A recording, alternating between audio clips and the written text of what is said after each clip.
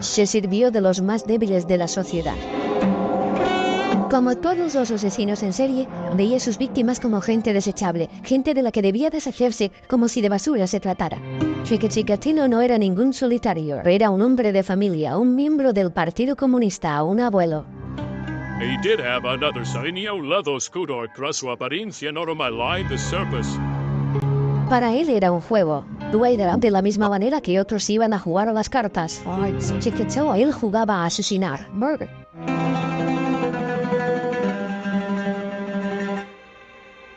Rostov del Don, Rusia, octubre de 1982. Un destacamento especial busca desesperadamente a un asesino en serie. La investigación había comenzado 4 meses antes cuando se encontró el cuerpo sin vida de una niña de 13 años en una sombría zona de bosque. La habían matado a puñaladas y le habían arrancado los ojos. There's a Russian superstition. Existe una superstición rusa that murder dice que lo último que la víctima de un asesino ve en print se queda grabado en sus ojos. Al poco tiempo, se descubrieron otros 2 cuerpos en condiciones parecidas. Habían abusado sexualmente de las 3. Todos los cuerpos se encontraron en el bosque cerca de las vías del tren, de las zonas de Okabrisky, Palisatki. Al principio, la naturaleza cruel y ritualista de los asesinatos llevó a la policía a sospechar que se estaban llevando a cabo cultos satánicos o que un grupo de gente estaba recolectando órganos para trasplantes. La policía también se preguntaba si los responsables serían un grupo de retrasados mentales de la zona, por lo que llamaron a la investigación el caso de los tontos.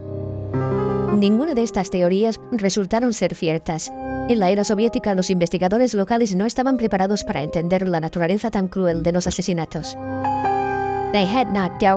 Nunca se habían encontrado con un caso de este calibre, y eran recios a admitir que este tipo de cosas podían suceder en un estado comunista. Lo único que podían hacer era recopilar pruebas. Hicimos un trabajo muy escrupuloso, pero se fue desde la identificación de los cuerpos, volvimos hasta las pruebas forenses de los restos. A pesar de sus esfuerzos, el número de asesinatos aumentaba. En 1984 habíamos encontrado un total de 23 cuerpos. Algunos de los cadáveres eran recientes, lo que nos ayudó a hacernos una idea de las heridas de las víctimas y del comportamiento del asesino en la escena del crimen. Muchas de las víctimas eran chicas y chicos jóvenes que habían sido encontrados en los bosques de los alrededores de Rostov. Todos habían sido mutilados. En algunas de las víctimas se podía ver aún el reflejo del horror en sus ojos. Fue muy duro porque la mayoría eran niños con el pecho y el vientre cortado. Era horrible. En muchos casos, estaba claro que había arrancado con los dientes partes de los cuerpos. Killer.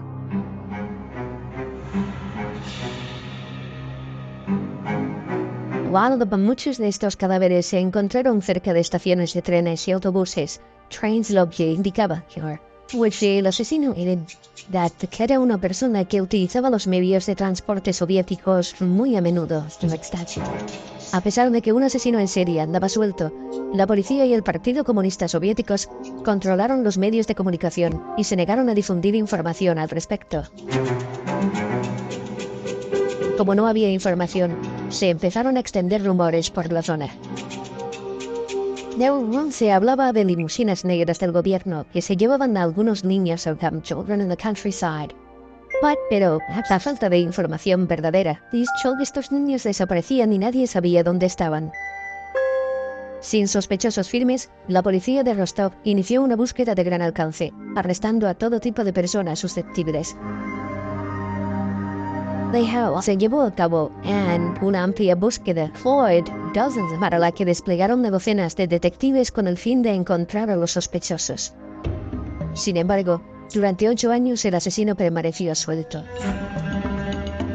En eso, al principio, sus víctimas tendían a ser mujeres de dudosa reputación, pero con el tiempo empezó a asesinar a chicos y niños inocentes, boys, innocent children, y cualquiera al que pudiera atraer, kill y matar. Chose elegía a niños por su estatura, para que fueran más fáciles de manipular, y también elegía prostitutas porque eran las que estaban más dispuestas a irse con un extraño. La policía centró su atención en estaciones de transporte. They put very high profile. Pusieron a los oficiales de policía más destacados en casi todas las estaciones de trenes y autobuses. Las estaciones más grandes estaban patrulladas por policías con uniforme. Si intentábamos jugar con las emociones del asesino para llevarle así a zonas más aisladas.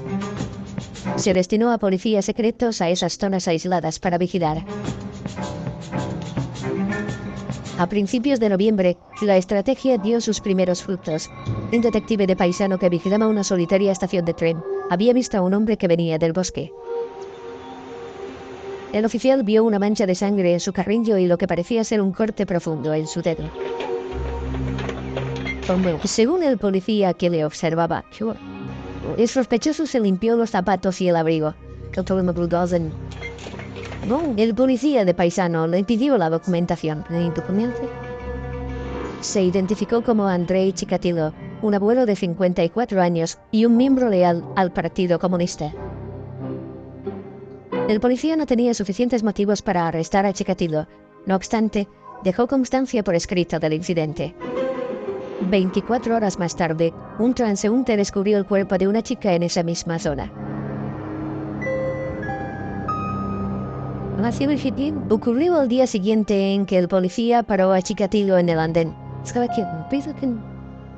El cuerpo tenía las mismas heridas que los otros. Inmediatamente el jefe de policía pidió los archivos de todos los sospechosos y en las últimas 24 horas.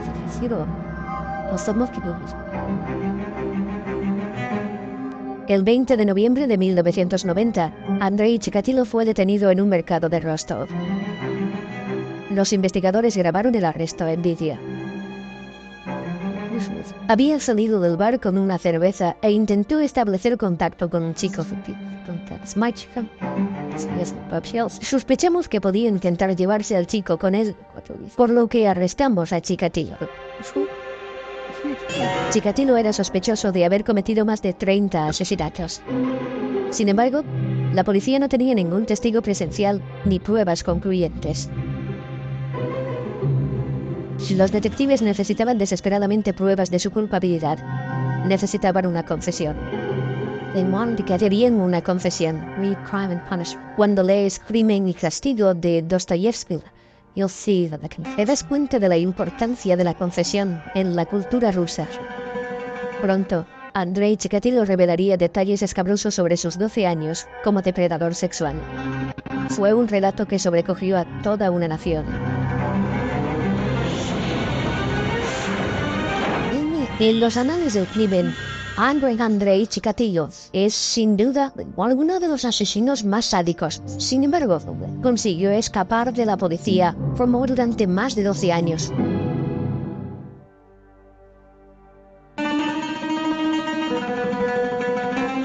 Noviembre de 1990. La policía de Rostov del Don, Rusia, interrogaba al sospechoso de asesinato, Andrei Chikatilo. Durante 12 años, un sádico asesino había violado y matado a docenas de mujeres y niños. Las autoridades estaban convencidas de que Chikatilo era culpable. Pero este padre de 2 niños no lo admitía. Por ley, las autoridades tenían 10 días para inculpar a Chikatilo de los asesinatos. De otra manera, tendrían que ponerlo en libertad. En el 9º día, pedimos al psiquiatra Bukanovsky que hablara con Chikatilo en privado. Pasó el día entero con él, desde muy temprano hasta muy tarde.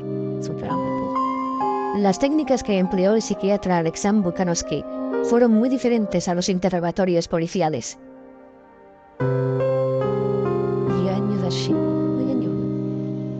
Moja задача. Eso es todo. Le expliqué que no era ni su enemigo ni su defensor. Excepto, en el lenguaje médico no existen las palabras culpable o mal. Yo no era juez, simplemente médico. Chikatilo se abrió con Bukanowski. Tras varias horas de conversación, empezó a confesar sus crímenes. Y creo que de alguna manera quería que le cogieran. No me puedo creer que alguien que haya hecho ese tipo de cosas durante tantos años y que viva en un infierno que él mismo ha creado, no quiera salir de allí. Incluso nos enseñó orgulloso de varias de las técnicas que empleaba en el gimnasio del KGB, técnicas en las que utilizaba muñecos que representaban a las víctimas. Chikatilo no solo admitió los 36 asesinatos de los que la policía tenía constancia, sino que también describió otros 17 que la policía no le había atribuido a él. Desde entonces, comenzamos a recopilar pruebas para demostrar su conexión con las otras muertes.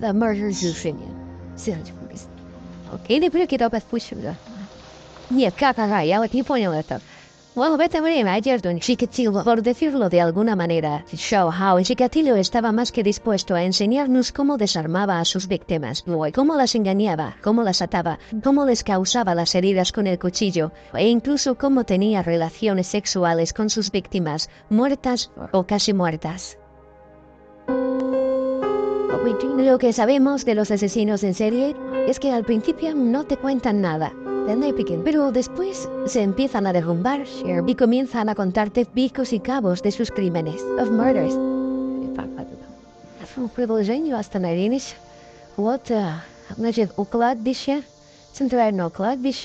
La tarde del 7 de diciembre de 1990, la policía llevó a Chikatilo a la localidad de Sap. De nuevo, uno de los oficiales tenía una videocámara.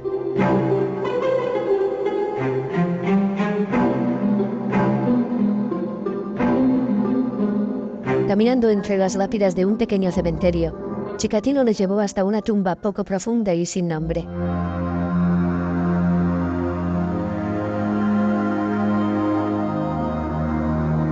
La policía excavó hasta encontrar una zapatilla de niño entre la tierra.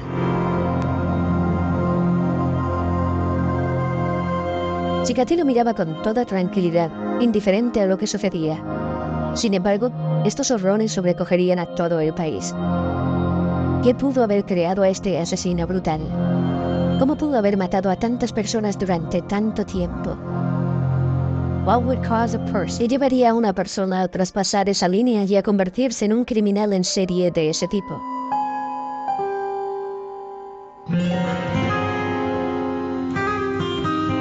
Andrei Romanovich Chikatilo había llevado una vida de violencia y degradación humana. Nació en 1936 en la localidad ucraniana de Yablosnoya. Joseph Stalin gobernaba la Unión Soviética con mano dura y la hambruna devastaba al pueblo ucraniano. Había mucha escasez de comida en Ucrania, en parte por los estragos de la guerra, y también por las políticas agrarias de Stalin. Bajo el estandarte del colectivismo, Stalin obligó a los pequeños agricultores a dar sus cosechas enteras al Estado para ser distribuidas a nivel nacional, a pesar de que en Ucrania la gente se moría de hambre. Hubo brotes de canibalismo en Rusia por el simple hecho de que se morían de hambre.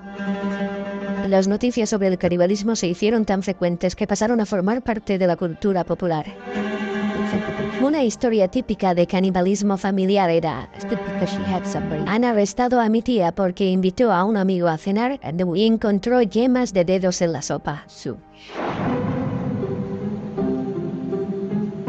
De niño, la madre de Andrei le contaba un macabro cuento sobre algo horrible que ocurrió justo antes de que él naciera.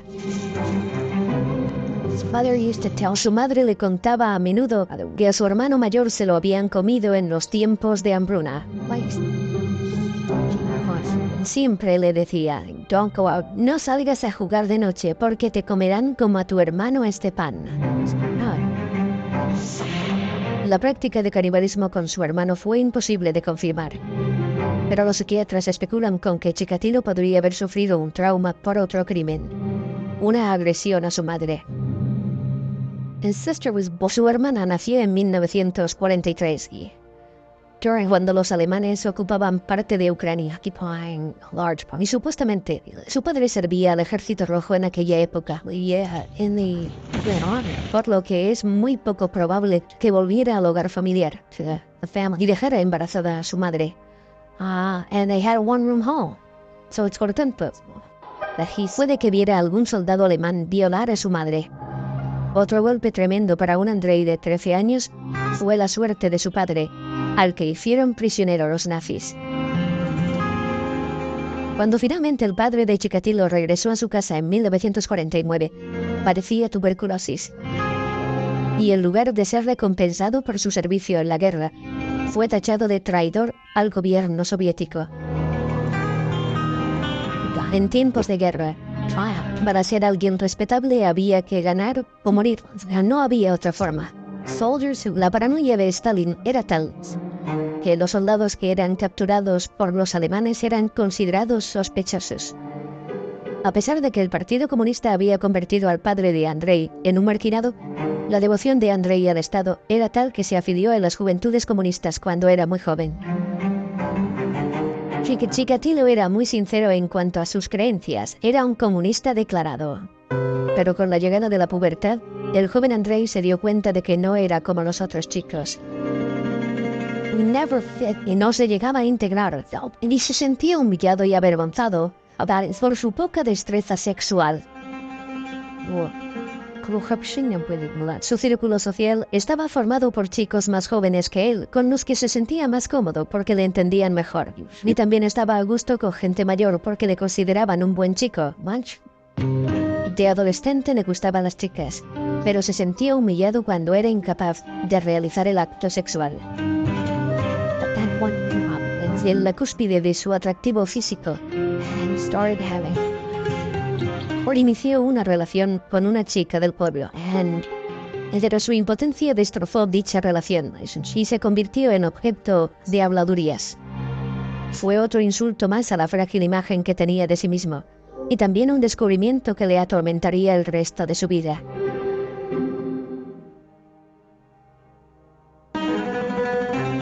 En 1955, Andrei Chikatilo quería escapar de Ucrania y de sus recuerdos de una miserable juventud. En su adolescencia, Andrei ya sabía que era impotente. Para compensar esta carencia, Chikatilo decidió mejorarse a sí mismo en otros aspectos. Puso los ojos en la prestigiosa Universidad de Moscú, confiando en licenciarse en Derecho, pero suspendió el examen de acceso. Decepcionado, ingresó en una escuela de formación profesional. Quería verse a sí mismo como una persona que había estudiado mucho y que tenía una carrera universitaria, y no solo algunos logros insignificantes. Eso fue otro intento para ser aceptado. Otro intento de encubrir al verdadero Chikatilo. En 1963, cuando tenía 28 años, se casó animado por su hermana. Vivía con su hermana y con una amiga soltera de esta. Chikatilo y la amiga empezaron a compartir habitación y como no tenían nada mejor que el uno al otro, se casaron. Su nueva mujer, Feodosia, era una chica de 24 años, hija de minero. Al menos, había encontrado a una persona con la que comunicarse y relacionarse, y con la que tener una relación emocional aparentemente normal. Nunca pudo llegar a tener relaciones sexuales normales con su mujer, pero a través de un proceso de masturbación e inseminación pudieron concebir. En 1965 lo consiguieron. Tuvieron a su hija, Liuda, y 4 años después a su hijo, Yura. Chikatilo encontró trabajo como técnico de comunicaciones, pero continuó con sus estudios hasta licenciarse en marxismo-leninismo, ingeniería y literatura rusa.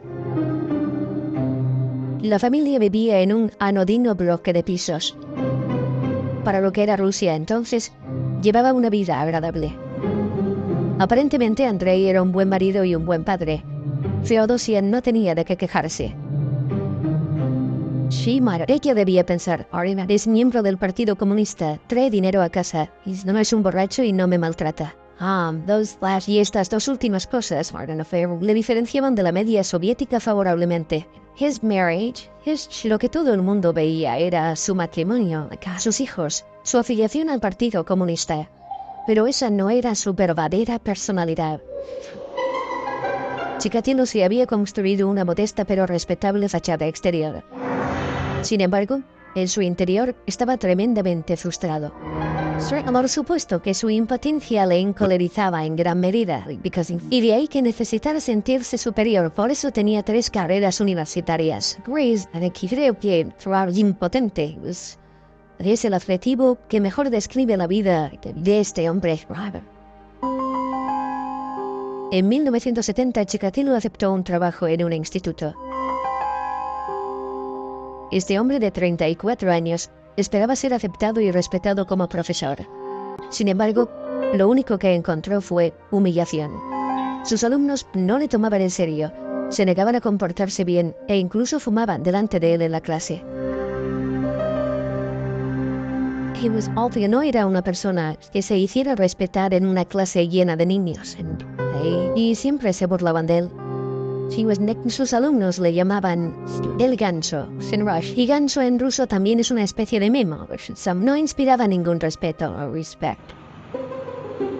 Y lo que era peor, Chikatilo se ponía furioso al ver a los jóvenes enamorándose a su alrededor y, según él, teniendo relaciones sexuales. Una de las cosas que quería cambiar y que no podía era su impotencia sexual. Y Fel sentía que el mundo había cometido una tremenda injusticia con él. Incluso la gente de dudosa reputación podía disfrutar de la sexualidad, de los placeres del amor. Pero Chikatilo, el erudito, el brillante, el especial, el genio, no podía. Y esa era la causa de su cólera. A principios de los años 70, Chikatilo reaccionó a su rabia y frustración abusando sexualmente de sus alumnos, tanto chicos como chicas. Se sentía tan rechazado por los adultos al no ser capaz de mantener relaciones sexuales with consenting adults, que se centró en los niños indefensos.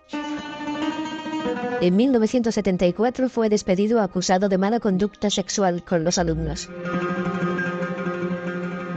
El director del colegio, en lugar de aceptar su responsabilidad por contratarle, decidió despedir a Chikatilo, algo muy típico en la sociedad soviética y en definitiva de cualquier sociedad. Como el incidente no se hizo público, Chikatilo pudo trasladarse a otro lugar. Se marchó con su familia a la localidad cercana de Shakhty. Allí encontró un nuevo trabajo como profesor en el Centro de Formación Profesional 33. Chikatilo, la mujer de Chikatilo, sabía que había tenido algunos problemas molestando a algunos de sus estudiantes, pero prefirió no darle importancia y perdonar a su marido. Pero a espaldas de su mujer e hijos, Andrei Chikatilo estaba construyéndose otra vida. Compró una casa secreta para él solo. Era una casucha en ruinas en los barrios pobres de Mesobor Lane. El lugar perfecto para sus crímenes.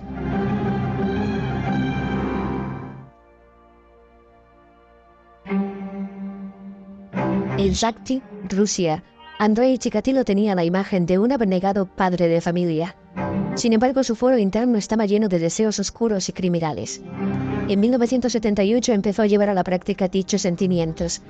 Primero, se hizo con una casucha en un barrio marginal. En diciembre llevó allí a una niña de 9 años. Su nombre era Yelena Sakhonova. Sus amigos la llamaban Lena. La había conocido en una parada de autobús y le había ofrecido un chicle, algo que los niños soviéticos ven poco. Y se fue con él a la casa. Y en casa se topó con esta niña y descubrió con ella que la violencia en el cuerpo de una menor era algo que le excitaba en gran medida. Y cuando comenzó a abusar de ella, se excitó más. Y quería más contacto sexual con ella. Como no podía mantener relaciones sexuales con ella, usó el cuchillo en su lugar. En ese momento descubrió que el asesinato era su pasión. Después de esto, se empezó a conocer una faceta nueva de sí mismo.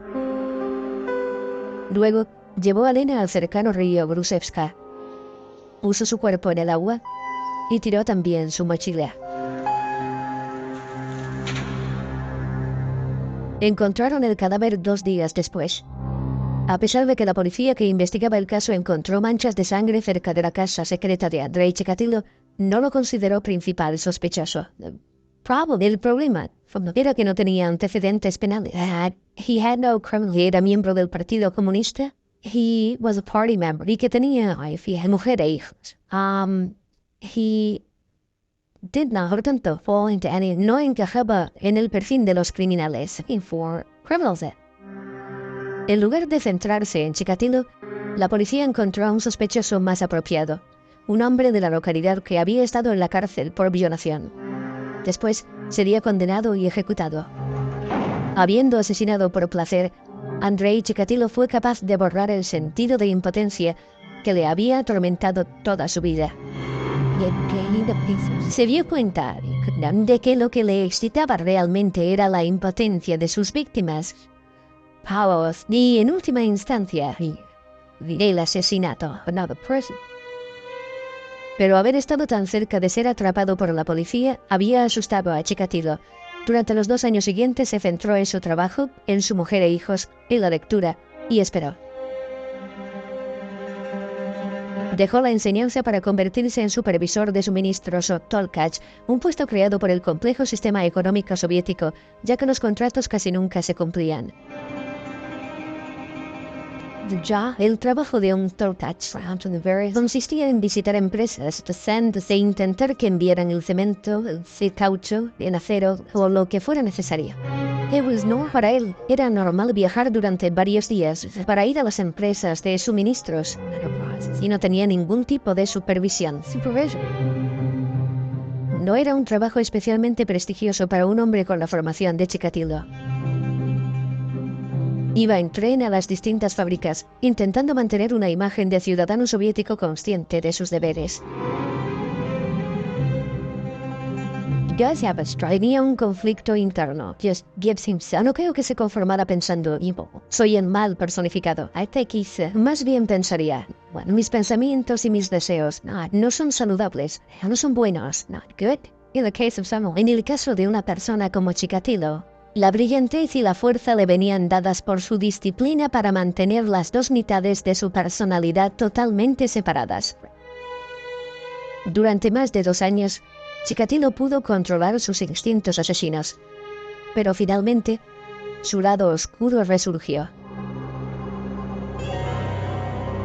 El 3 de septiembre de 1981, al pasar por una biblioteca de Rostov del Don, vio a Larisa Tachenko de 17 años.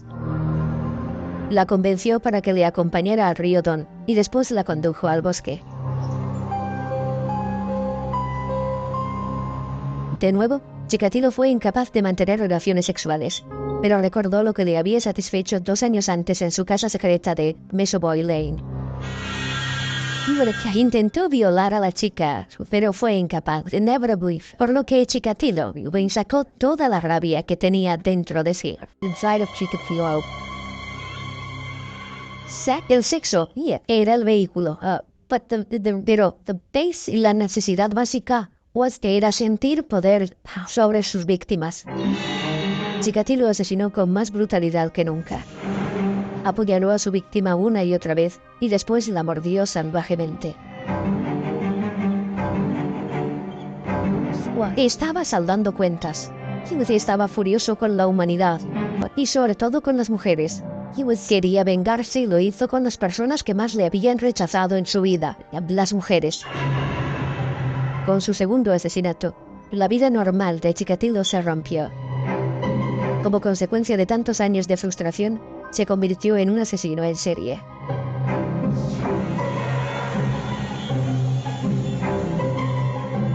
Era un hombre impotente. ¿Qué significa la palabra impotente? significa que no tiene poder o es young girl. Por tanto, cuando estaba con niños o con mujeres, lo esencial para él era la dominación física y el control sobre sus víctimas. Victim gratification. La satisfacción se mezcló con la rabia y la hostilidad. Y llegó un momento en que no las pudo separar.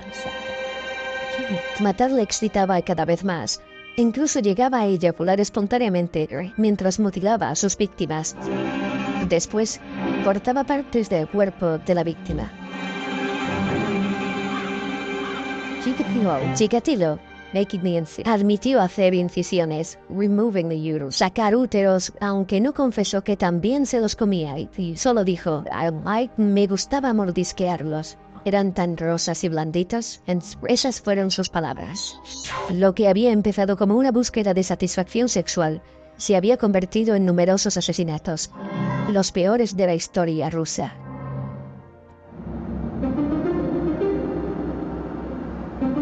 (1984) Rostov del Don, Rusia. Andrei Chikatilo ya había asesinado a 23 personas. Tras estos brutales asesinatos, la policía empezó a hacer preguntas a cualquiera que les pareciera sospechoso.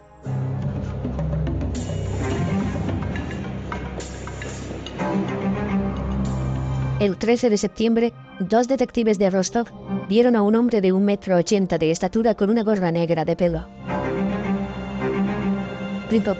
Estaba intentando entablar conversación con una chica.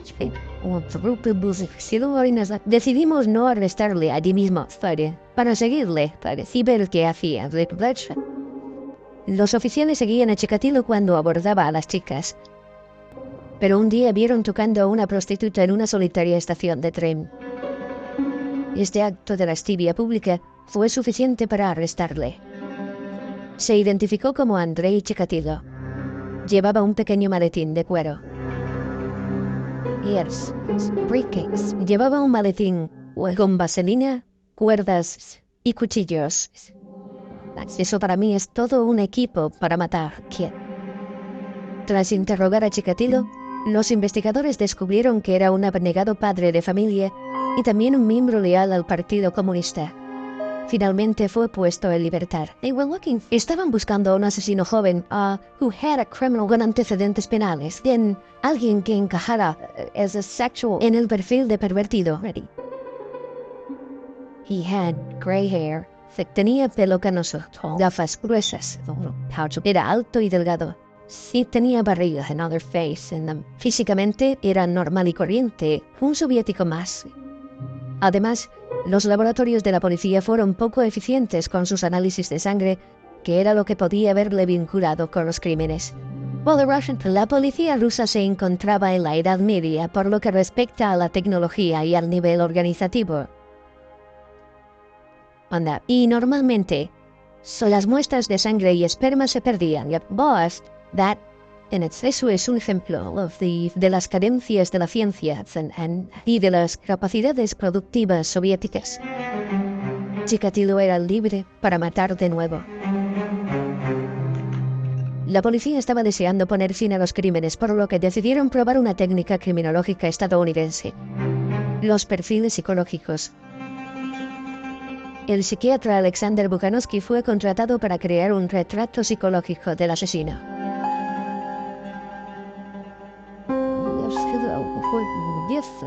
Preparar el perfil criminal me llevó meses de duro trabajo. Tuve acceso a documentación secreta que nunca se había publicado. Analizando estas pruebas, Bukanovsky hizo una intrigante descripción del criminal. Bukanovsky dijo que el homicida era insociable y que era un enfermo, o más bien un pervertido sexual.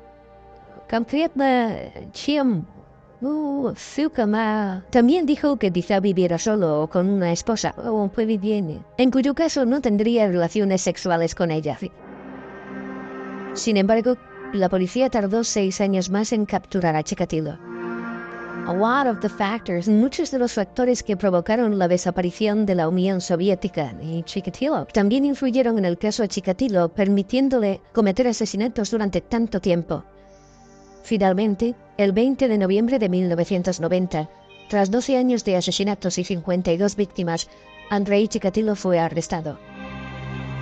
El perfil del Dr. Bukanowski había demostrado ser escalofriantemente preciso.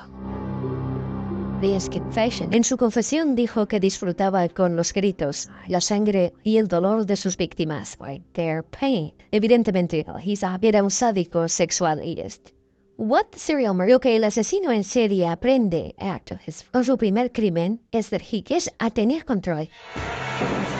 Porque hasta ese momento que nunca se han sentido verdaderamente a cargo de una situación. Para la mayoría de la gente, motivating for el sexo es la mayor fuerza motivadora. Es el deseo de procrear, el deseo de ser un ser sexual. And in his case, de ahí venía su frustración y su humillación contra las que luchó durante toda su vida. Primavera de 1992. Andrei Chikatilo, un abuelo de 56 años y un miembro leal al Partido Comunista, estaba acusado de una ristra de horribles y brutales asesinatos. La Unión Soviética se había desmoronado y se había convertido en la Confederación de Estados Independientes. El juicio a Chikatilo prometía ser el primer gran espectáculo de la era postsoviética. El pueblo ruso reaccionó con adusta fascinación. Cuando el caso de Chikatilo se hizo más o menos público, la gente de los alrededores fue consciente de que un asesino en serie andaba suelto, y en Rusia nada se extiende más rápido que un rumor.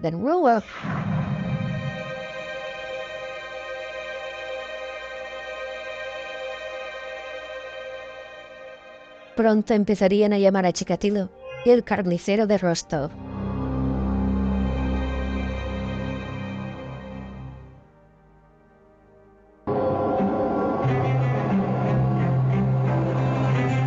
La mañana del 14 de abril de 1992, en la ciudad rusa de Rostov del Don, los lugareños abarrotaron las escaleras del Tribunal de Justicia, deseosos de ver al acusado Andrei Chikatilo. Durante meses, los periódicos se habían referido a él como el Destripador Rojo o el Carnicero de Rostov. Chikatilo llevaba una camisa de las Olimpiadas que le habían facilitado en el juzgado y le habían rapado la cabeza, algo que se hacía normalmente para evitar piojos. Cuando comenzó el juicio, parecía más un circo que un juicio por asesinato. Estaba en una jaula de hierro grande para protegerle de los padres de las víctimas.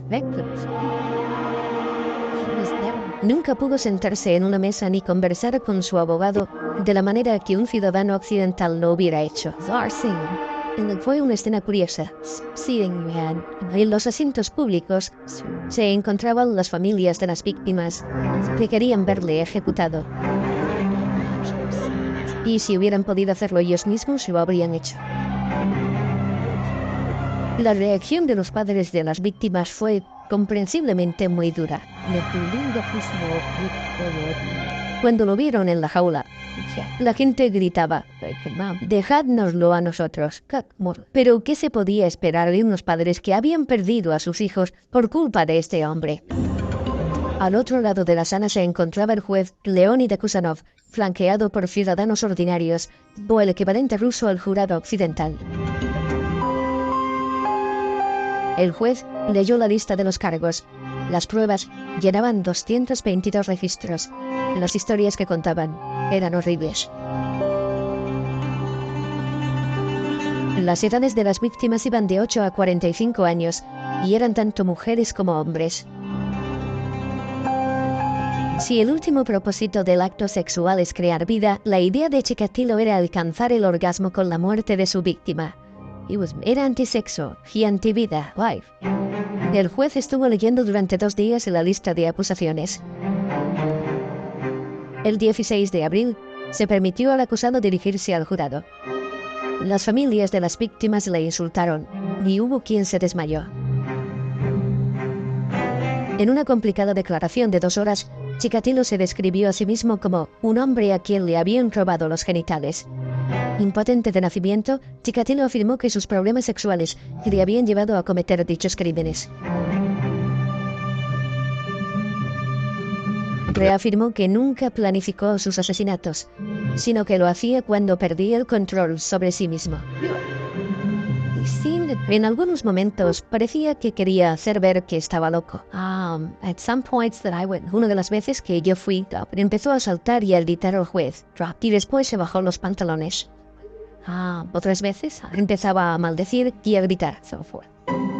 La mayoría de los observadores creían que el comportamiento de Chikatilo en la sala era para inspirar lástima.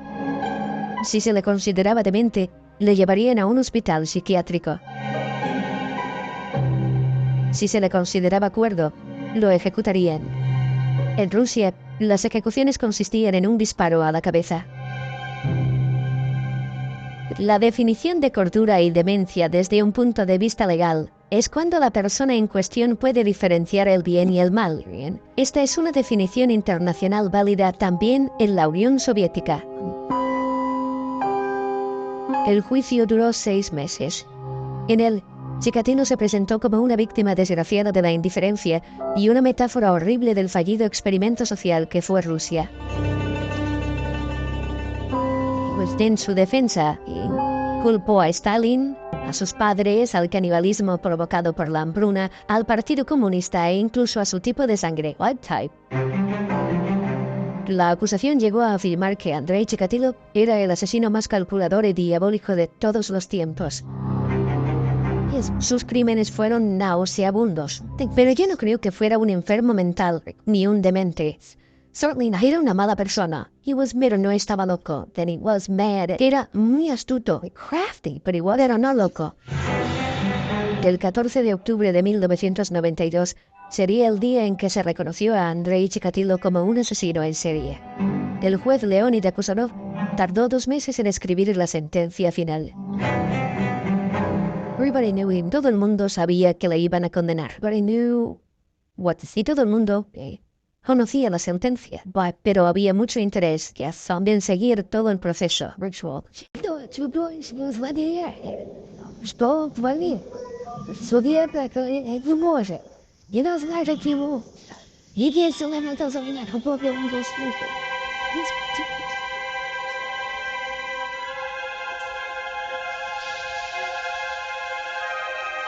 Después de 12 años de asesinatos, se hizo justicia. El 15 de febrero de 1994, Andrei Chikatilo fue acompañado por los pasillos de la cárcel de Rostov a una celda privada donde lo ejecutaron con un disparo en la cabeza.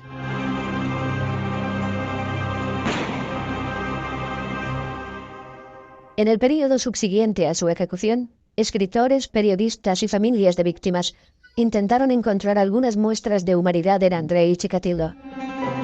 Sin embargo, este hombre que cometió asesinatos tan crueles sigue siendo un misterio.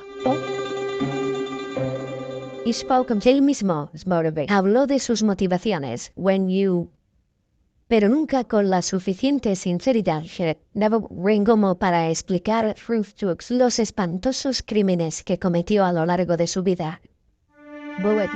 Después de haber visto los cuerpos sin vida de tantas víctimas, creo que es normal que le odie.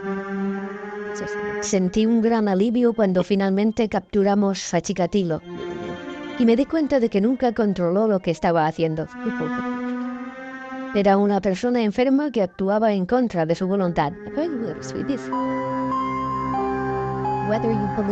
Se le puede considerar víctima de sus circunstancias